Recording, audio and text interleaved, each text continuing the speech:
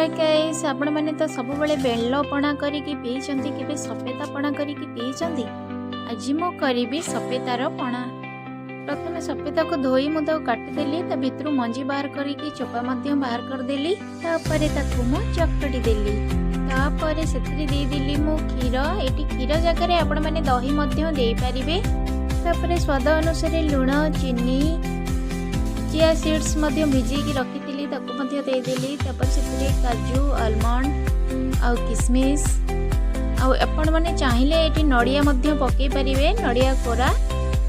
तापर सब मिक्स कर देली। रेडी हो गला हमारा सफेदा पणा। देखो ये लुक बढ़िया आउ जदि पीबे तो बहुत टेस्ट। सांग मैंने आपण मैंने मते टिके सपोर्ट कले मुझे आहरी नुआ नुआ रेसिपी आनी आपण मानक पाखे पहुँचेबी।